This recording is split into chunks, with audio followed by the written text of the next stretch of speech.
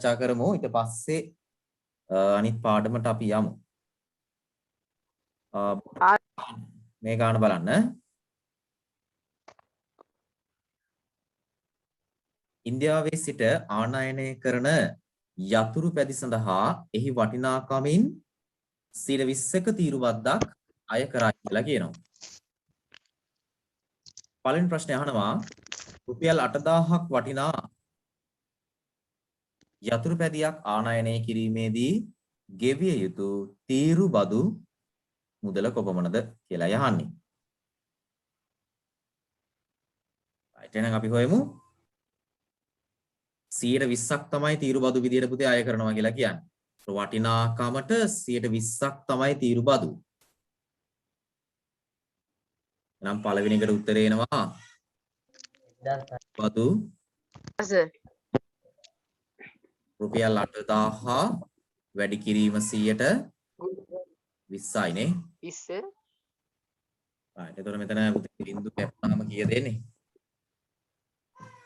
1600 1600 නේ බිඳුවට බිඳුව කැපෙනවා 100 බිඳුවට 8000 බිඳුවක් කැපිලා එනවා ඉතුරු වෙනවා රුපියල් 800 ගුණ කිරීම 2 කියලා 800 දෙකෙන් ගුණ වුණාම 1600යි වෙන පළවෙනි එකට උත්තරේ බලන්න ඒතර දෙවෙනි එක තීරු බදු ගෙවීමෙන් පසු එහි වටිනාකම. ඒතර තීරු බදු ගෙවීමෙන් පසු වටිනාකම කියලා කියන්නේ අර රුපියල් 8ට තීරු බදු මුදල එකතු වෙන්න ඕන නේද?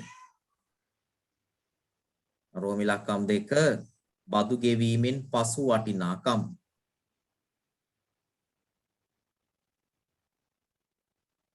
රුපියල් 8000ට එකතු වෙනවා 1600. රුපියල් 9600ක්. බලමු එහෙනම් තුන්වෙනි ගාන. බලන්න ඊට පස්සේ කියන කතාව.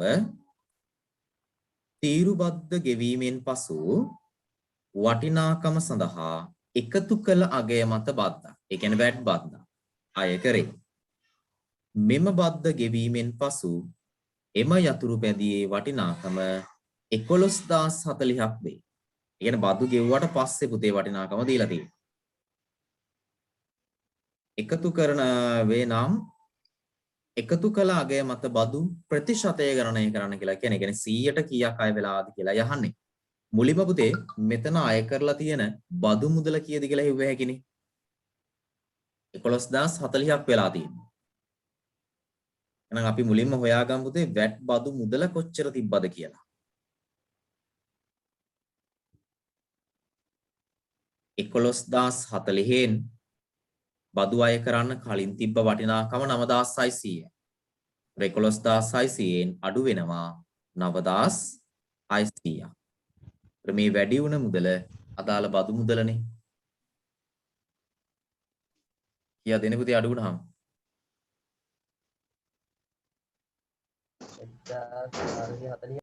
1440ක් එනවනේ. හරි. ඒතර මේ එන්නේ පුතේ වැට් බදු මුදල කීයද කියන්නේ. අපෙන් අහන්නේ වැට් බදු ප්‍රතිශතය. එහෙනම් බදු ප්‍රතිශතය හොයමු. ප්‍රතිශතය සමානයි හරය විදියට ගන්න පුතේ වටිනාකම. දැන් මේ 100ට ගාන අය කරන්නේ පුතේ 9600ටනේ බදු ප්‍රතිශතය අය කරන්නේ. ඒක වටිනාකම වෙන්නේ 9600 8000 නෙමෙයි. වැට් බදු අය කරන්නේ 9600ට. එහෙනම් වටිනාකම 9600යි. ඊට අදාළ බදු මුදල 1440යි. මේක ප්‍රතිශත කරන්න 100න් වැඩි වෙනවා. බලන්න එතකොට සුළු කරපුවාම 100.2ට මම 9600.2 කපලා දාන්නම්. 1440 බෙදීම 96යි. බලන්න බෙදලා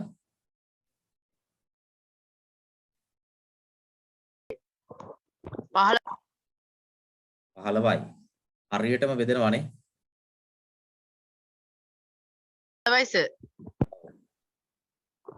100ට 15යි කියලා එන්නේ. අන්න බෙදලා 1440 96න් බෙදුනහම 115යි කියලායි උත්තරේ එන්න ඕනේ.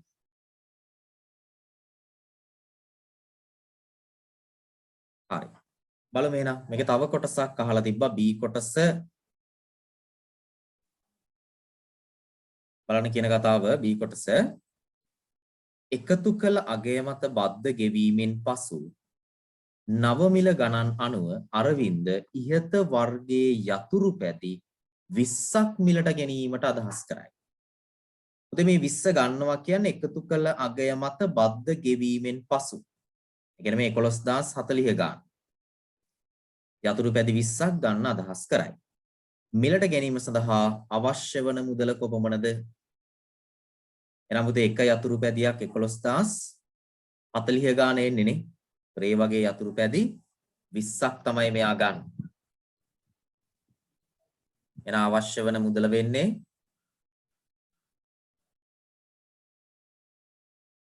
රුපියල් 11040 වැඩි කිරීම 20. හරි නේද? බලන්න වැඩි කරපු කෙනෙක්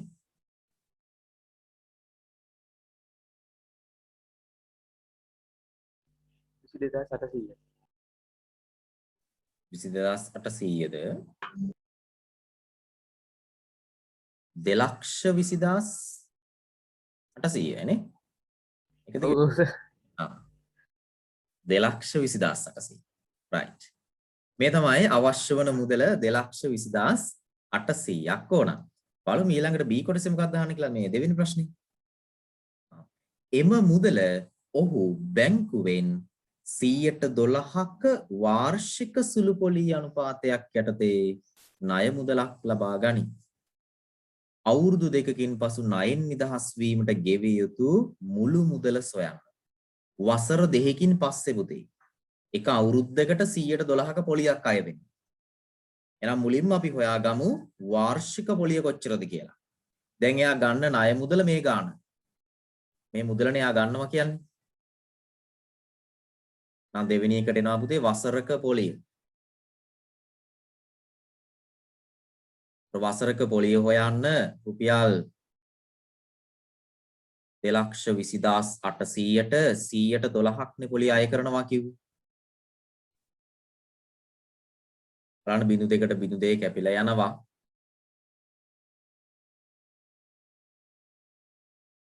අ 2208 වැඩි වෙන්න ඕන 12 ඉන්නේ. මේන අවුරුද්දක පොලිය.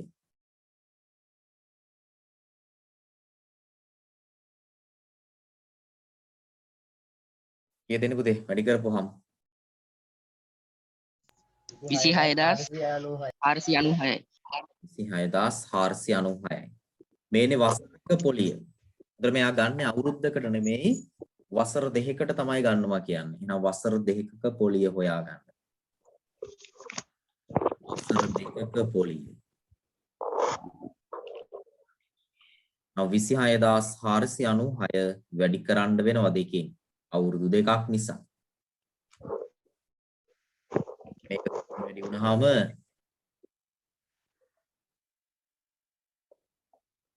52992ක්ද?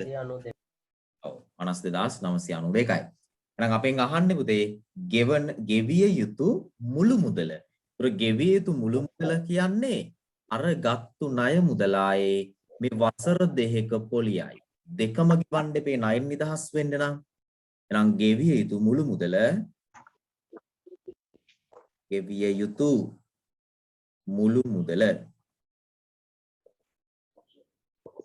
ණය මුදල රුපියල් 2,20,800ට එකතු වෙනවා 52,992ක්.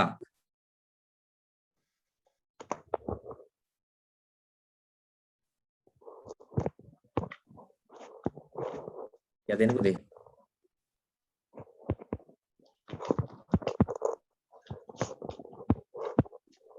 2,73,000 හරිද 792යි.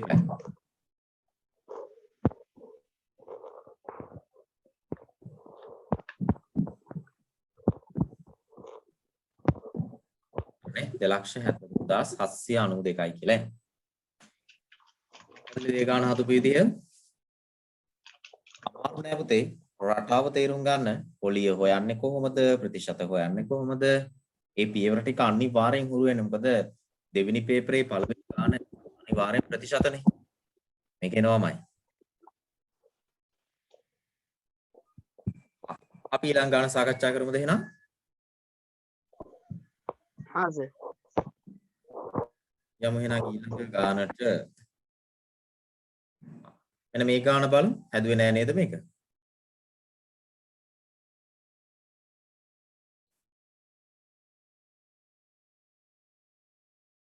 බලන්න මුලින්ම කියනවා පුද්ගලයෙකුගේ වාර්ෂික ආදායමෙන් පළමු වන රුපියල් ලක්ෂ 5 ආදායම් බද්දෙන් නිදහස් වේ. පළමු ලක්ෂ 5 ආදායම් බදු වලින් නිදහස් වේ. ඊට වැඩි වෙන ආදායම සඳහා 15%ක බද්දක් අය කරනු ලැබේ. එනම් රුපියල් 7,50,000ක වාර්ෂික ආදායමක් ලබන පුද්ගලයෙකු ගෙවන ආදායම් බදු මුදල සොයන්න.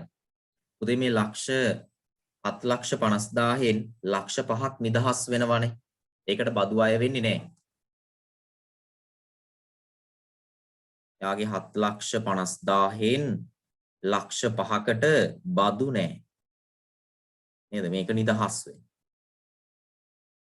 ඒතර යාට තව ඉතුරු වෙනවා 2,50,000ක් නේද? මේ 2,50,000ට තමයි බදු අය වෙන්නේ. අර ලක්ෂ 5ට බදු මුකුත් නැහැ. මේකට අය කරනවලු 115ක්. එහෙනම් ආදායම් බදු මුදල වෙන්නේ 2,50,000 වැඩි කිරීම 115යි. ප්‍රබුදේ බිංදු දෙකකට බිංදු දෙකක් කැපිලා යනවා. ඉතුරු වෙනවා 2500 ගුණ කිරීම 15 කියලානේ. බලන්න 2515 ගුණ වුණාම රුපියල් 37,500යි කියලා එන්න ඕනේ. වැඩි කරලා බලන්න. මෙන්න ආදායම් බදු මුදල ඔය ගාන එන්න ඕනේ. බලන්න B කොටස ආනයනය කරනු ලබන ඔරලෝසුවක් සඳහා 100ක තීරු බදු අය කරනු ලබයි. 20ක් බදු අය කරනවලු. තීරු බදු ගෙවූ පසු බදු අය කරාට පස්සේ එම ඔරලෝසුවේ වටිනාකම 9,600 නම් අහන්නේ පුතේ බදු ගෙවීමට පෙර ඔරලෝසුවේ වටිනාකම. මේක එක එක ක්‍රම වලට හදන්න අපි ඉගෙන ගත්තා. අහන්නේ අපෙන් බදු ගෙවීමට පෙර වටිනාකම. ඔයාලට මේක දීලා තියෙන්නේ බදු අය කරාට පසු වටිනාකම දීලා. නේ? මම මෙහෙම ලියන්නම් පෙර වටිනාකම දන්නේ නැහැ. හැබැයි පසු වටිනාකම දන්නව 9,600ක් කියලා. එහෙනම් මේ 120ක් කියන එකේ තේරුම බුදේ. පෙර වටිනාකම 100ක් වුණොත් එහෙනම් පසු වටිනාකම 120ක් අය කරාට පස්සේ 120ක් වෙන්න ඕනනේ. 100ට 20ක් නේ බදු. ඒ කියන්නේ රුපියල් 20ක් බදු අය වෙනවා 100ට. එහෙනම් පෙර වටිනාකම 100ක් වුණොත් ඒකේ පසු වටිනාකම 120ක් වෙන්න ඕන. එහෙනම් මේ x අකුර හොයන්න අපි මෙහෙම දැම්මොත් හරස් ගුණිතය දැම්මනේ. දැන් උත්තරේ එනවා x වැඩි කිරීම 120 සමානයි 9,600 වැඩි කිරීම 100. එතකොට මේ වැඩි කිරීම 120 අයින් කරන්න බෙදීම 120. එහෙනම් x සමානයි බලන්න මෙතන සුළු කරද්දී බිඳුවට බිඳුවක් කපා ගත්තා 960 12න් බෙදලා 100න් වැඩි කරන්න. 960 12න් බෙදෙනවානේ.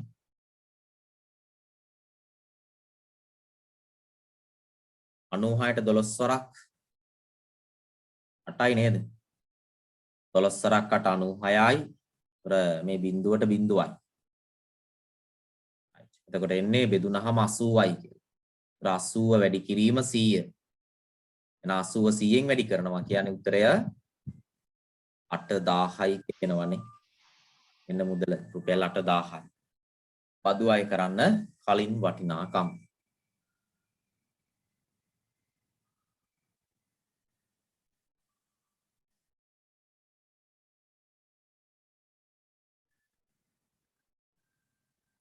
right බලන්න C කියන කොටස වාර්ෂික වටිනාකම රුපියල් 80000ක් වූ නිවසක් සඳහා වරිපණම් බද්ධ වශයෙන් කාර්තුවකට රුපියල් 1000ක් අය කරනු ලබයි. කාර්තුවකට 1000යි. අය කරනු ලබන වාර්ෂික වරිපණම් බද්ධ. ඒ කාර්තුවක් කියන්නේ මාස 3ක් කියවනේ. කාර්තු 4ක්. එහෙනම් වාර්ෂික බදු මුදල හොයන්න පුතේ රුපියල් 1000 කීයෙන්ද වැඩි කරන්න වෙන්නේ? 4 එන්නේ අවුරුද්දට කාර්තු 4ක් නිසා. එහෙනම් රුපියල් 4000ක වරිපණම් බදු මුදලක් අය වෙනවා. ඊට පස්සේ අහනවා පුතේ අය කරනු ලබන වාර්ෂික වරිපණම් බදු ප්‍රතිශතය. එහෙනම් ප්‍රතිශතය ගන්න හරය විදියට ගන්න කිව්වේ පුතේ වටිනාකම. නිවසේ වටිනාකම 80000යි. ඊට අදාළ බදු මුදල 4000යි. එහෙනම් ප්‍රතිශත කරන්න 100න් වැඩි වෙනවා. බලන්න පුතේ සුළු කරාදී 100.2කට 80000.2ක් කැපෙනවා. ඉතුරු 0.2කට පුතේ අර 4000.2 කැපෙනවානේ.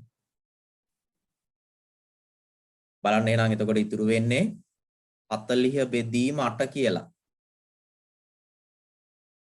100ට කීයද එහෙනම්? 5යි සර්. 5යිනේ. 40ට 8 ඒවා 5යිනේ. ඒතර 100ට 5යි. නොයි විදිහට ඔය ගාන හැදෙන්න ඕනේ.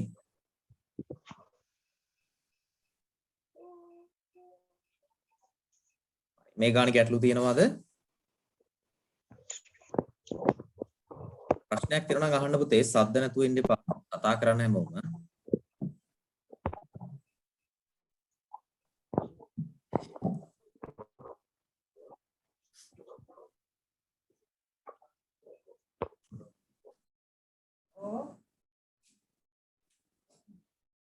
හරි බලමු එහෙනම් අපි තව ගානක්. මෙන්න මේ ගාන බලමු.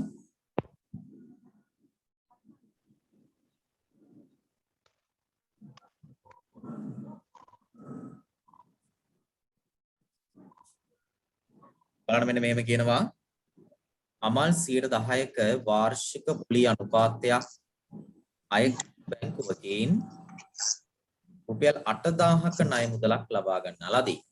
වසර 3කට පසුව ණයෙන් නිදහස් වීමට ගෙවිය යුතු මුළු මුදල සොයන්න. වසර 3කට පස්සේ පුතේ. එහෙනම් මුලින්ම අවුරුද්දක පොලිය හොයා ගමුනේ.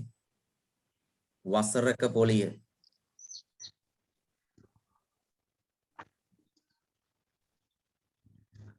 ණය මුදල රුපියල් 8000යි. ඒතර 8000 වැඩි වීම 100ට 10ක් අය කරනවා කිව්වා. මෙතන බිංදු ටික කැපුණාම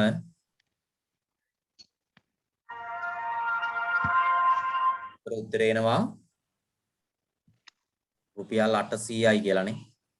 මේන්නේ වසරක පොලිය. ඒතර මෙයා ණයෙන් නිදහස් වෙන්න යන්නේ පුතේ වසර 3කට පස්සේ. එහෙනම් ඊළඟට අපිට ඕන වෙනවා වසර 3ක පොලිය.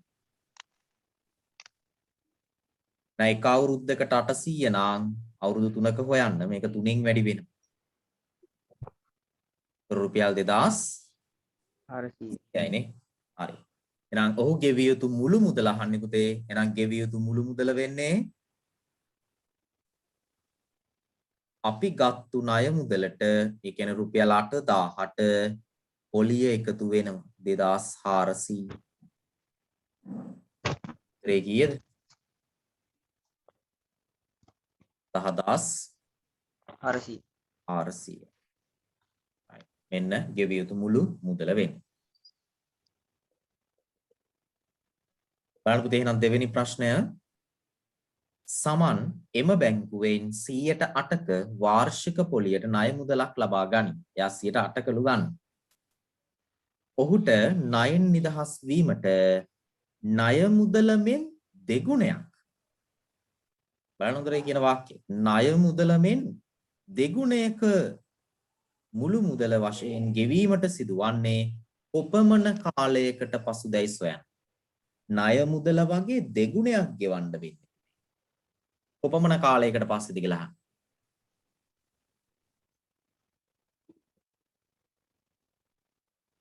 මොකක්ද ඒකේ හදන ක්‍රමය?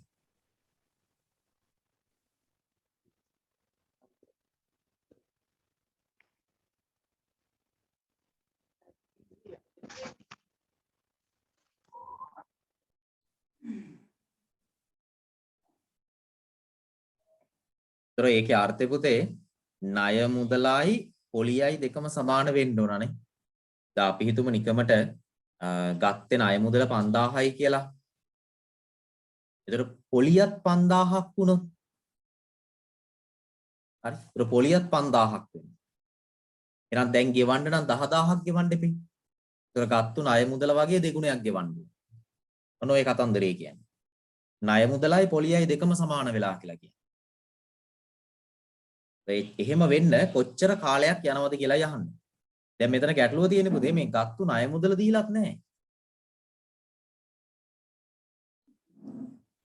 ණය මුදල දෙන්නෙත් නැහැ.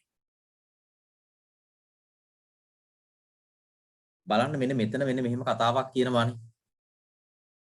බැංකුවෙන් 108ක වාර්ෂික පොලියකට තමයි ණය මුදල ගන්න. ඒකේ අර්ථය පුතේ අපි ගන්න ණය මුදල රුපියල් 100ක් වුණොත් මේකට අදාළ පොලිය කොච්චර වෙනවලුද? රුපියල් 8යි කියලා කියන්නේ නේ. එමුනේ කියන්නේ වර්ෂයකට 108යි. ඒ ණය මුදල 100ක් වුණොත් අවුරුද්දකට රුපියල් 8ක පොලියක් එනවා. ඒතර ණය මුදල අවශ්‍ය වෙන්නේ නැහැ මේ ප්‍රතිශතයෙන් අපිට අවුරුදු ගාන හිව්ව හැකි 108 කියන එකේ. එහෙනම් මෙන්න මේ පොලියත් 100 වෙන්න ඕන කියලා කියනනේ. එතකොටනේ දෙගුණයක් ගෙවන්න වෙන්නේ රුපියල් 200ක් ගෙවන්න ඕනේ. එහෙනම් පොලිය 100ක් වෙන්න අවුරුදු කීයක් යනවද කියලා හොයන්න පුතේ. එක අවුරුද්දකට පොලිය 8යි. ඒතර අවුරුදු දෙකක් වුණොත් පොලිය 16යි. එහෙනම් ඔය විදිහට පොලිය රුපියල් 100ක් වෙන්න අවුරුදු කීයක් යනවද කියලා හොයන්න. එහෙනම් වසර ගාන හොයන්න මොකද කරන්න පුළුවන්? පොලිය රුපියල් 100යි එක අවුරුද්දකට 8යි. එහෙනම් 100 බෙදනවා 8ෙන් පුතේ. බලන්න 100 8ෙන් බෙදුනහම වසර කීයක් ගත වෙනවද කියලා? වරක් එක 8යි. ඒතර මෙතන දෙකක් ඉතුරුයි. බිඳුව ගත්තා 20ට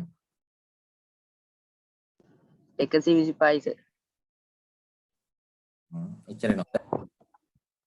12.5 සර්. අවුනේ 8 වරක් 2 16යි 4ක් ඉතුරුයි පුතේ. දශම තිත තියලානේ බිඳුව ගන්න. ඒතර 40ට 5යි. ඒතර 12.5 කියලා එන්නේ. ඒතර වසර 12.5යි. ඒ කියන්නේ පුතේ අවුරුදු කීයක් ගත වෙනවද සාමාන්‍යයෙන් එහෙනම්? අවුරුදු 12 මාරයි. ඒතර අවුරුදු 12 පොලිය ගණනය කරන්නේ වසර කීයක් ඕනද පුතේ? 13ක් ඕනනේ. මොකද පොලිය ගණනය වෙන්නේ අවුරුද්දෙන් අවුරුද්දටනේ ගෙවන්න ඕනේ. එහෙනම් යාට ණය මුදල වගේ දෙගුණයක් ගෙවන්න නම් වසර 13ක් යන්න ඕන. මොකද 12 මාර කියන්නේ මාස 6යිනේ. මාස 6ට අහු වෙන්නේ නැහැ. හරි? ඒ වගේ දෙගුණයක් වෙන්න ඕන.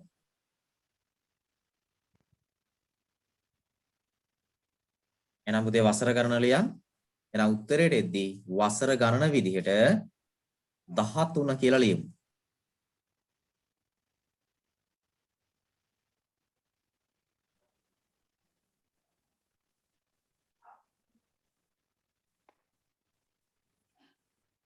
බලන්න පැහැදිලිද කියලා ආපු කතාව ඒ ගණන් ටිකක් අමාරුයි වගේ පෙවුනට මේ පොඩි දෙයක් තියෙන්නේ ණය මුදල දෙන්නේ නැති නිසා මේ ප්‍රතිශතයෙන්ම තමයි හදන්න ඕනේ.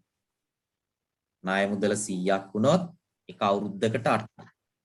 එහෙනම් ණය මුදලත් රුපියල් 100ක් වෙන නැත්නම් පොලියත් රුපියල් 100ක් වෙන්න ගතවන කාලය හොයන්න අදාළ 100 කියන මුදල අවුරුද්දක පොලියෙන් බෙදුවා. ඒතර වසර 12 මාරක් කියන්නේ. වසර 12 මාරක් කියන්නේ වසර 13කට පස්සේ තමයි දෙගුණයක් මෙයාට ගෙවන්න සිදු වෙන්නේ.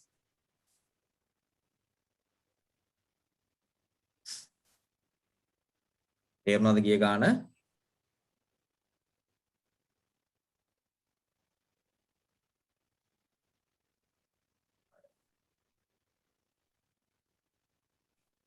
බලන්න පුතේ මේක තව විනාඩි 3කින් කට් වෙයි නැවත ලොග් වෙන්න. බලන්න මේකේ කියනවා 103ක මාසික පොලියට මිනිසෙක් රුපියල් 8000ක් ණයට ගනි. 103ක මාසික පොලියකට කියලා කියන්නේ හරි. මේ වචනේ හොඳට බලන්න. මාසික පොලියට රුපියල් 8000 සඳහා මාසයකට ගෙවිය යුතු පොලිය සොයන්න. එහෙනම් මාසික පොලිය අහන්න.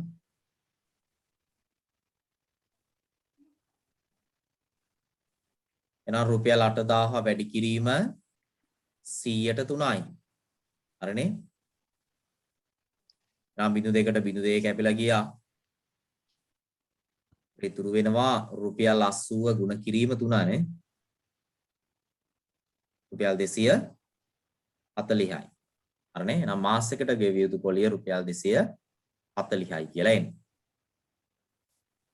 ඊට පස්සේ කියනවා පුතේ මාස 6කදී ඔහු ණයෙන් නිදහස් වේ නම් ගෙවිය යුතු මුළු පොලිය ගණනය කරන්න. එහෙනම් මාස 6කට පස්සේ පොලිය. එහෙනම් මාස 6ක පොලිය හොයන්න එක මාසයක පොලිය රුපියල් 240 ගුණ කරනවා 6ෙන්. ඊයේ එන්නේ පුතේ 246න් ගුණ වුණාම අදපු අය.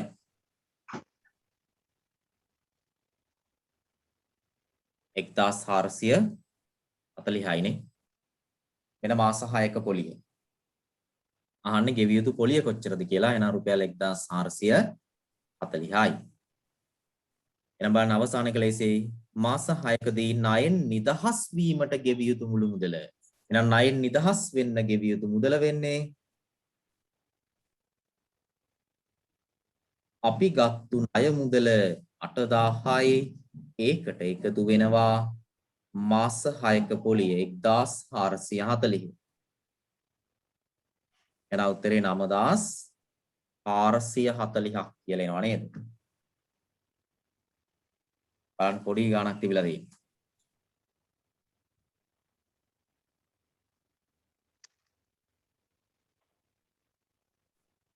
right.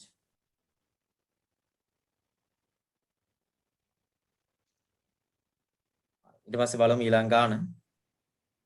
ඒකේ B කොටසක් තියෙනවා නේද? මෙන්න මේ ගාන බලමු.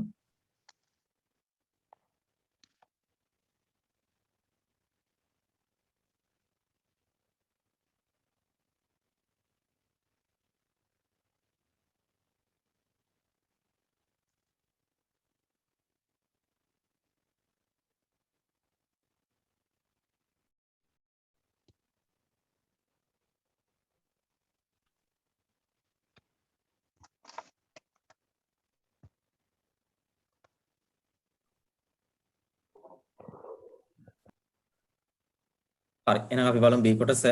නගර සභා බල ප්‍රදේශයක පිහිටි නිවසක් තක්සේරු වටිනාකම රුපියල් 20000කි කාර්තුවකට අය කරන වරිපනම් බදු මුදල රුපියල් 300කි. නැයික කාර්තුවකට 300යි. අවුරුදු ගෙවිය යුතු වරිපනම් මුදල කියලා අහනවා.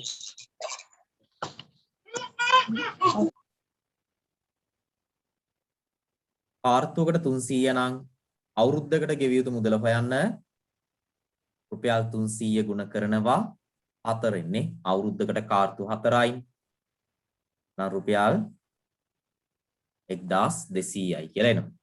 නගර සභාව අය කරන වාර්ෂික වරිපනම් බදු ප්‍රතිශතය. නම් බදු ප්‍රතිශතය හරය විදිහට ගන්න පුතේ වටිනාකම් 20000යි. ඊට අදාළ බදු මුදල අවුරුද්දට 1200යි. එහෙනම් මේක ප්‍රතිශත කරන්න 100න් ගුණ කරනවා. 100.2කට 20000.2 කැපිලා යනවා. 1200.2කට 20000 අනිත් බිඳු 2 කැපෙනවා. බලන්න එන ඉතුරු වෙන්නේ දැන් උඩ 12 බෙදීම 5 2නේ. 12 2කට බෙදුනහම 6යි. right. මෙන්න 106යි කියලා එන්නේ.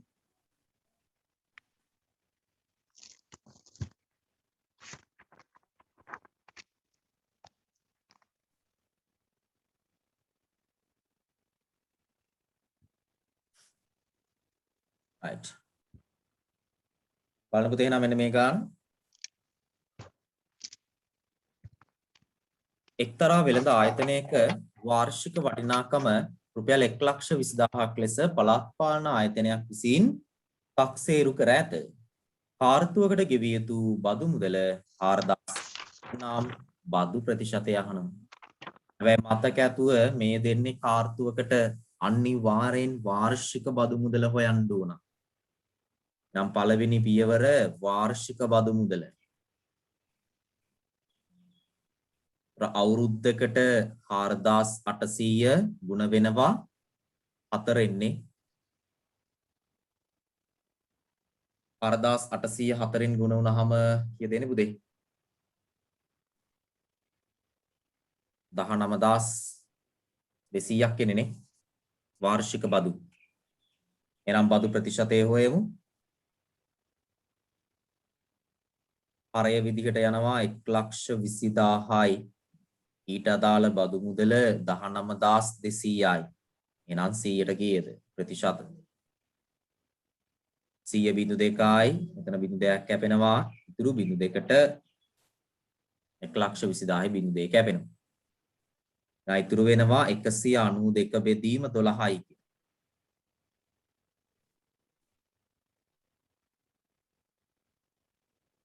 192 12න් හරියට බෙදනවනේ 16යි කියලා එන්න ඕනේ බලන්න බෙදලා 16යි බෙදෙන විදිය හදන්නේ නැහැ මේක ලේසි හරියටම බෙදෙනවා 16යි කියලා එන්නේ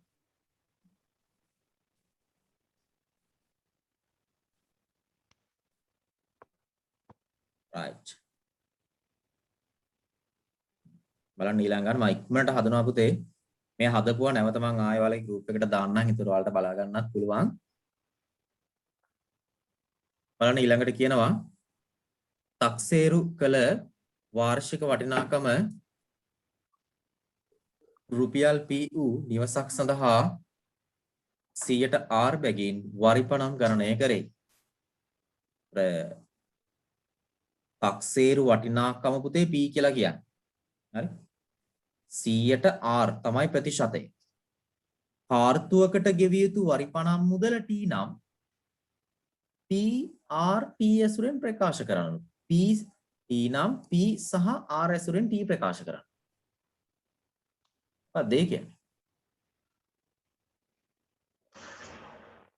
P කියන මුදල ඒ කියන්නේ කාර්තුවකට ගෙවිය යුතු වරිපණම් මුදල තමයි ප්‍රකාශ කරන්න කියන්නේ.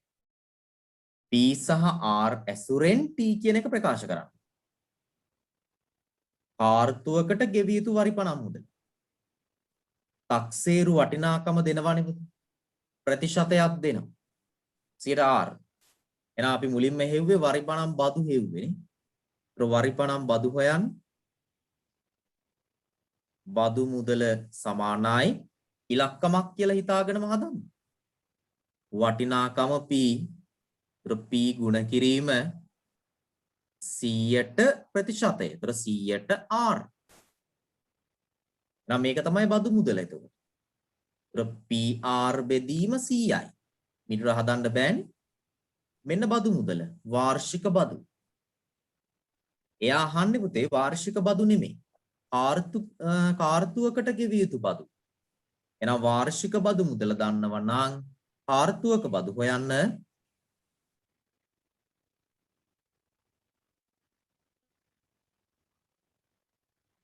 මේක බෙදන්න ඕන 4න්නේ. ඒතර PR බෙදීම 100 කියන එක බෙදෙනවා පුතේ 4ෙන්. මම බෙදීම 4 ඔන්න ඔය විදිහට දැන්. දැන් ඔයාලා දන්නවා මෙතන දැන් මේ භාග සංඛ්‍යාවක් නේ තියෙන්නේ. ඒතර මේකත් මේ භාග සංඛ්‍යාවක් තමයි. මෙයාගේ හරය එකනේ. ඔය. එතකොට භාග සංඛ්‍යා බෙදන්න බෑ පුතේ. මොකද කරේ අපි? පරස්පරයෙන් ගුණ කරානේ. PR බෙදීම 100 කියන එක ගුණ වෙනවා 4න් එකේ. හරිනේ? එහෙනම් පුතේ කාර්තුවක බදු මුදල PR බෙදීම මේ හරයන් දෙක ගුණ කරගන්න පුතේ. ගුණ කරද්දී 9න් ගුණ වෙනවා හරය හරයෙන් ගුණ. ඒතර 100 4න් ගුණ වෙද්දී 400යි. එහෙනම් කාර්තුවක බදු මුදල එයා අකුරක් දුන්නා කැපිටල් T කියලා. ඕන T වල උත්තරේ. කොහොමයි කිව්වේ පුතේ? මේ සංකේත දුන්නා කියලා බය වෙන්න එපා. ඉලක්කමක් කියලා හිතාගෙනම හදන්න. හැබැයි සුළු කරන්න බෑ. නිකන් සංකේත ටික එහෙම්ම මේනවා.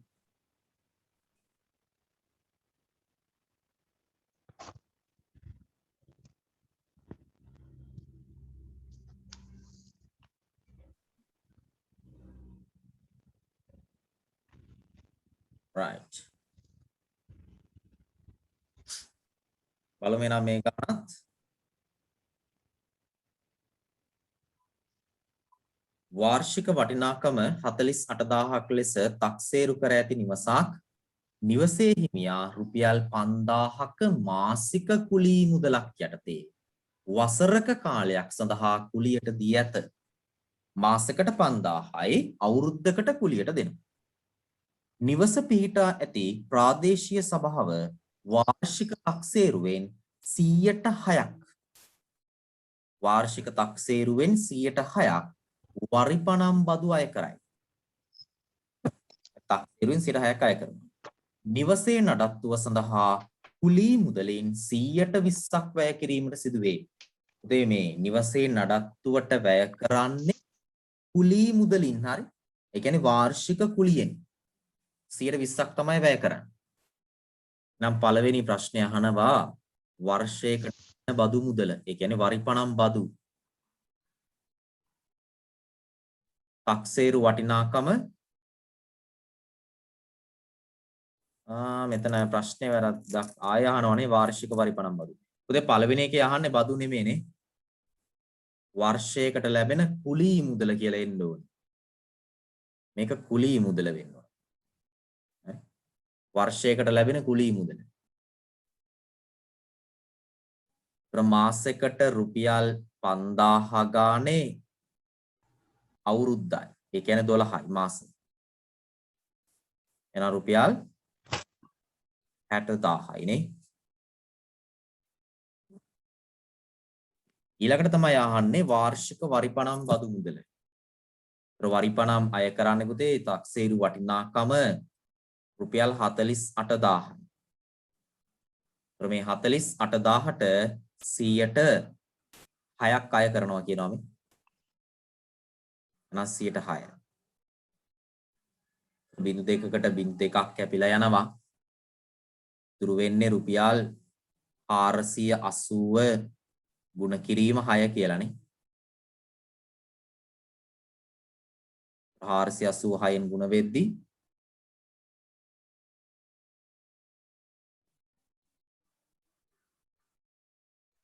දෙදාස් 80යි නේ. right. මෙන්න වාර්ෂික වරිපණම් බදු මුදල.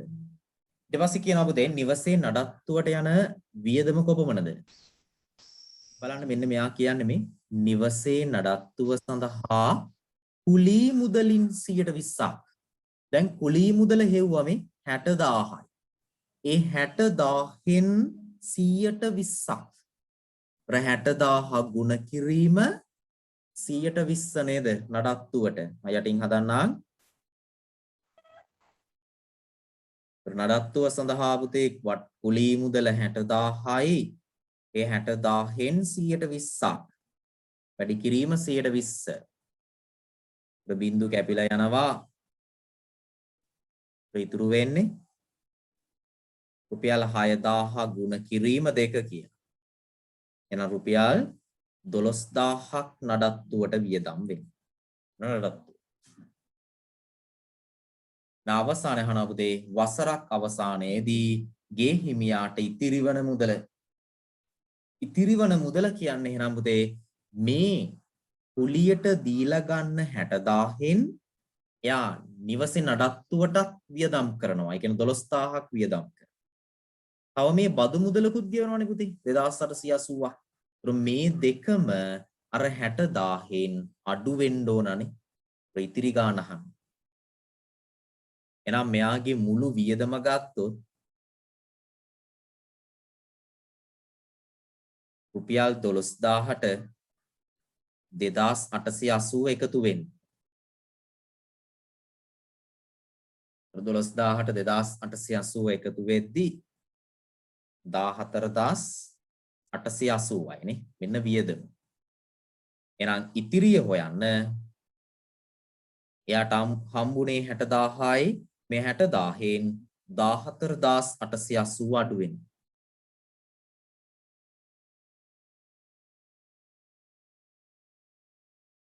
යෙදෙන්නේ. හොඳයි මේ chat message එකක් දාලා තිනවා 45120යි සඳරු. හරි නේද? 45120යි ඉතිරි වෙන මුදල. මොන ඔය විදිහටයි මේ ගාණ හැදෙන්න ඕනේ.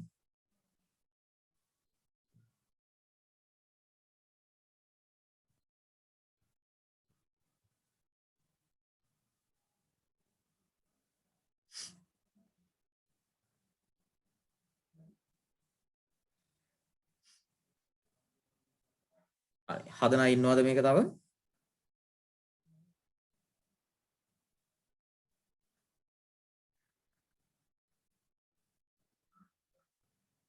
අපි එහෙනම් ඊළඟට බලමු පුතේ බලමු මේ ගානත් හදන්න.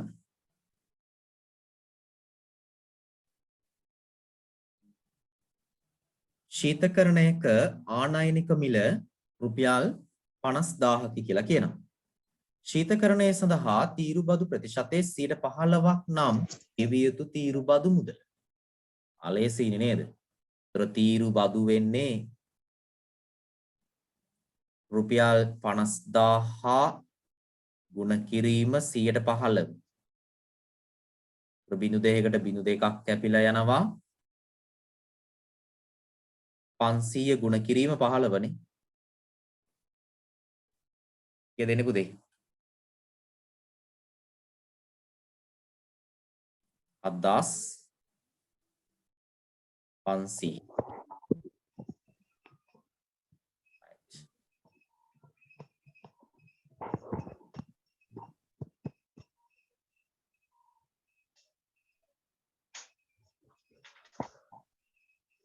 මේක බලන්න.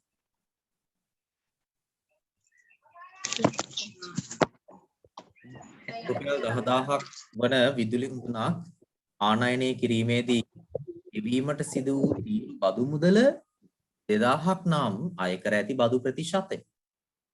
පොඩි ප්‍රශ්න ටිකක් තියෙනවා. එහෙනම් බදු ප්‍රතිශතය වෙන්නේ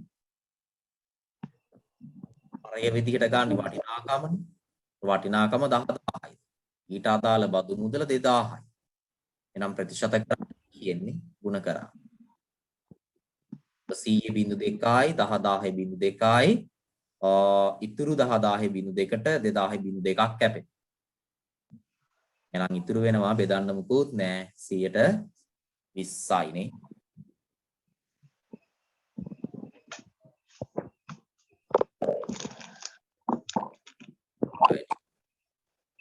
හදන් යනවා බලමු ඊළඟ මෙන්න මේක බලන්න.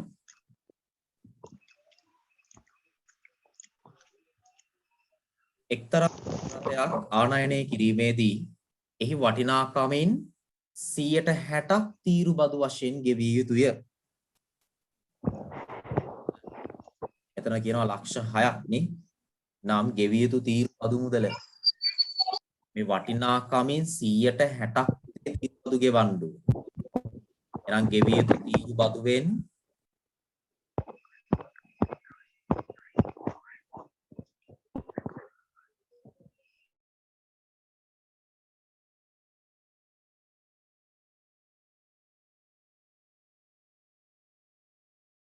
160ක්. බිඳුවට බිඳුවක් කැපෙනවා 100 බිඳුවට තව බිඳුවක් කැපිලා යනවා. ඉතුරු වෙන්නේ 60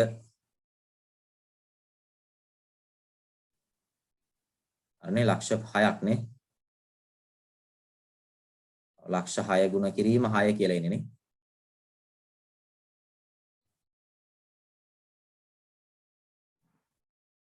හරිද? ලක්ෂ 36ක් ගෙවන්න ඕන.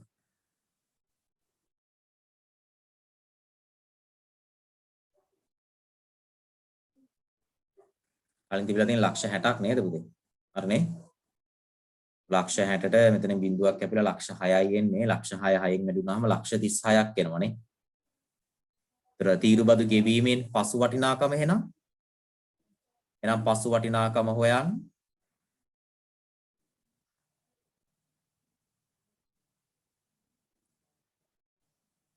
ලක්ෂ 60ට එකතු වෙනවා ලක්ෂ 36.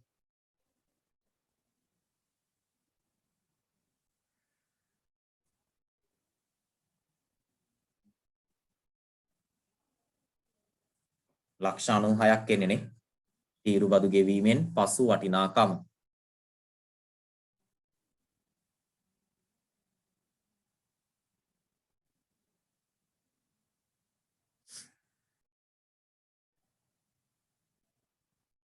හරි නේද?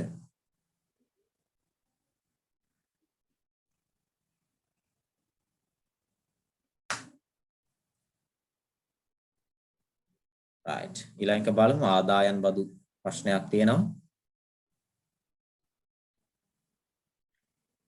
මිනිසෙකුගේ වාර්ෂික ආදායමෙන් පළමු ලක්ෂ 7.5,000 නේ 7,50,000ක් ආදායම් බද්දෙන් නිදහස්සේ. වැඩි වන පළමු ලක්ෂ 5ට 104ක්ද ඊළඟ ලක්ෂ 5ට 108ක්ද බැගින් අය කරයි. මිනිසාගේ වාර්ෂික ආදායම ලක්ෂ 15ක් නම් ඔහුට ගෙවීමට සිදුවන බදු මුදල අහනවා. පුතේ මං කිව්වා ආදායම් බදු මුදල හදද්දී මුලින්ම මේක වෙන් කරගෙන ඉන්න පුතේ. අපිට පහසුයි. දැන් ලක්ෂ 15 කියන එක මේකෙන් රුපියල් 7,50,000ක්. හරිනේ? මෙයා නිදහස් වෙන්නේ. මේකට බදු නැහැ. එතකොට පුතේ ලක්ෂ 15න් 7,50,000ක් අඩුවුනහම තව කීයක් ඉතුරුද?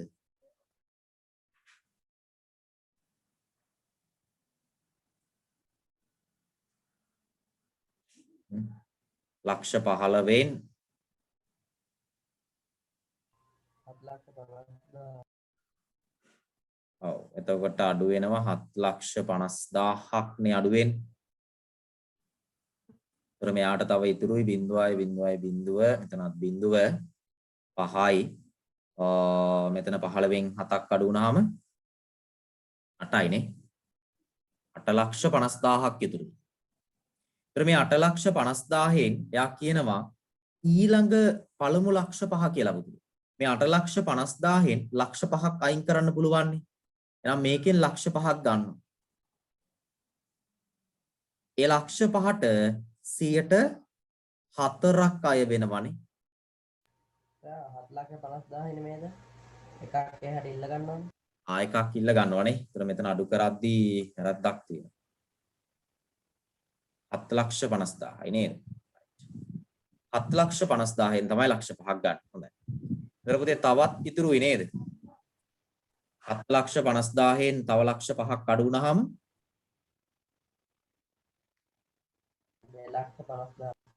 2,50,000ක් ඉතුරු වෙනවා.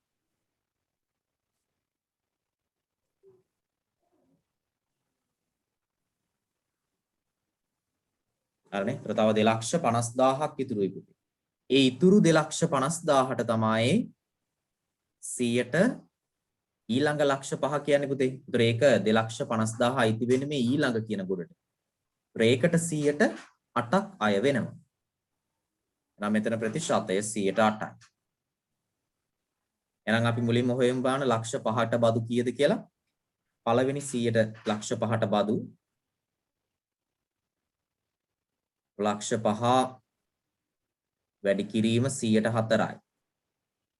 බිඳු දෙකකට බිඳු දෙකක් කැපෙනවා 5000 ගුණ කිරීම 4නේ. රුපියල් 20000යි. 20000යි. ඊට පස්සේ පුතේ දෙවෙනි එකට බලමු 250000 දැන් තියෙන්නේ. ඊළඟ බදු. දැන් 250000ට 108යි නේ.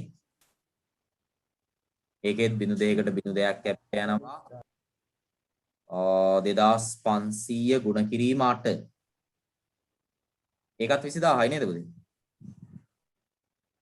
right? ඒකත් 20000යි. එහෙනම් ගෙවිය යුතු මුළු බදු මුදල වෙන්නේ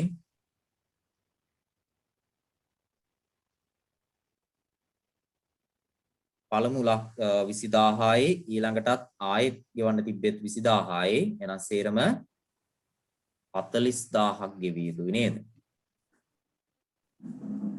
බලන්න හදපු විදිය තේරුණාද කියලා? මෙන්න මෙතන අනිවාර්යෙන් පුතේ මෙහෙම බෙදා ගන්න. ඒතර ඔයාලට පහසුයි වරදින්නේ නැහැ. 7,50,000ක් නිදහස් කරා. ඊළඟ ලක්ෂ 5ට 104යි. ඒතර තව